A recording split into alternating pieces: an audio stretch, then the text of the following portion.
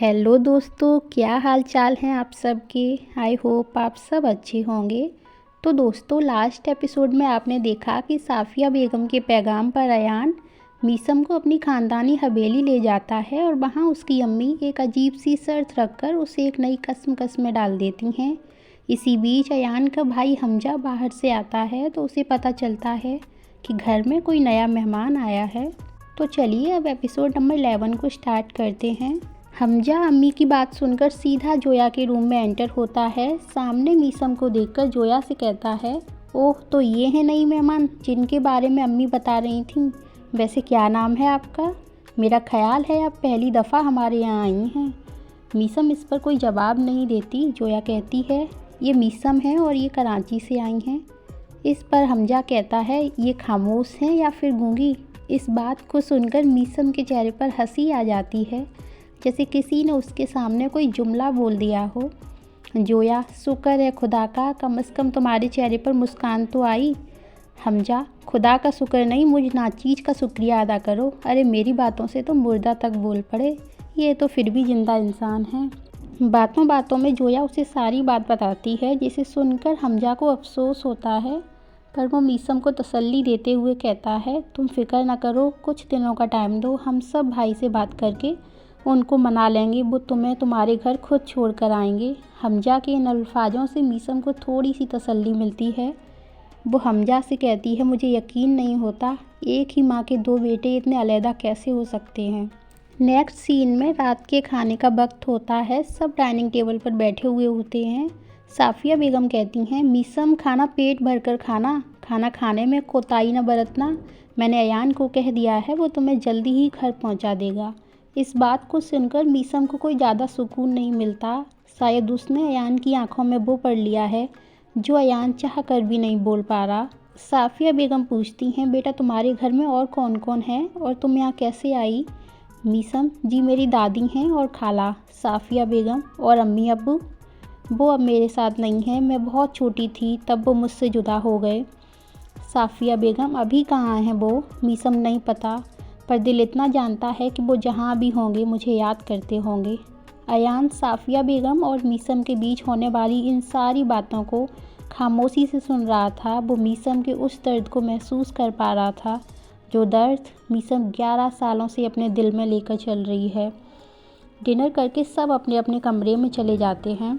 अगली सुबह 7 बजे का वक्त होता है। अयान गार्डन में बैठा सुबह का अखबार पढ़ रहा होता है कि तभी वहाँ गुलाम बख्श आता है। खान, एक पैगाम है, आज 12 बजे आपके लिए जिरगा बैठेगा। अयान, मैं जानता हूँ। गुलाम बख्श हैरानगी के साथ, लेकिन कैसे खान, आपको कैसे मालूम? अयान, मैं जानता था कि जब मैं उसे इस घर में लेकर आऊँगा तो कुछ जालिमों को ये बर्दाश्त नहीं होगा। गुलाम बख्श, जिरगा बैठाने की अर्जी लियाकत अली ने दी है और आपके साथ मीसम बीबी को भी बुलाया है। हम पहुँच जाएंगे।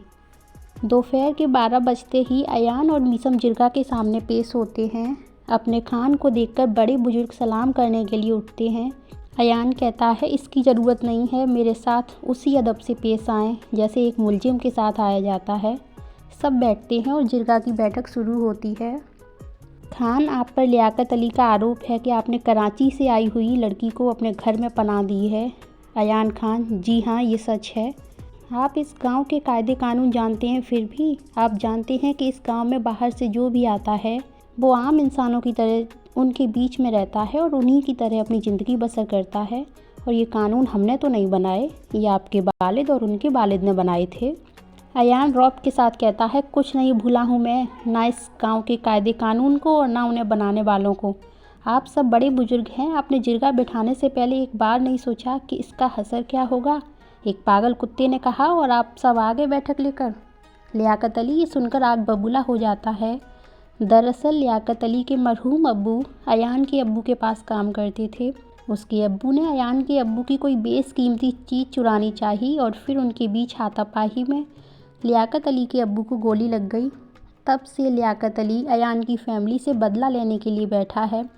उसे जहाँ मौका मिलता है वो उनके अगेंस्ट खड़ा हो जाता है। लियाकत अली कहता है, आप इससे क्या बात कर रहे हैं? ये तो दोषी है, इस गांव का भी और इस लड़की का भी। इस लड़की से बात करें, ये बताएगी सच। तुम कराची से आई हो लड़की? जिरगा के सरबराह ने मीसम से पूछा। मीसम बस हाँ में सिर झुकाती है। जिरगा के सरबराह, अब क्या चाहती हो तुम? मीसम, मैं अपने शहर अपने घर वापस जाना चाहती हूँ। ये तो नहीं हो सकता, तुम 2 दिन से यहाँ हो तो तुम्हें समझ जाना चाहिए कि तुम वापस जाने के लिए नहीं आई थी। तुम बताओ, क्या तुम खान के घर रहना चाहती हो? मीसम इस पर अयान की तरफ देखती है और अयान उसे हाँ में इशारा करता है। हम तुम्हारे जवाब के इंतज़ार में हैं बच्ची, बताओ तुम क्या चाहती हो? खान के घर रुकना या इस गांव में? मीसम, मैं इनके घर रुकना चाहती हूँ। अयान एक लंबी सुकून की सांस लेता है और मीसम उसे ये एहसास है कि उसका वापस जाना अब नामुमकिन है, इसीलिए वो दबाव में आकर अयान के घर रुकने का फ़ैसला करती है। लियाकत अली, ये जिरगा इसलिए नहीं बैठाया गया था कि इस लड़की की मर्ज़ी पूछी जाए, ये अपना हुक्म सुनाने के लिए बैठाया था, तो हुक्म सुनाएं सरबराह साहब। जब सबके लिए एक कायदा है तो इसके लिए अलग क्यों? अयान कहता है, आप सब जानते हैं ये नियम गांव में आने वाले मर्दों के लिए था। इससे पहले ना कोई लड़की आई और ना उसके लिए कोई जिरगा बैठाने की ज़रूरत पड़ी। मेरी आप सब से एक ही गुजारिश है कि इस लड़की के हक़ में फ़ैसला लिया जाए। जिरगा के सरबराह, आप कैसे कह सकते हैं खान कि इससे पहले ये वाक़या नहीं हुआ?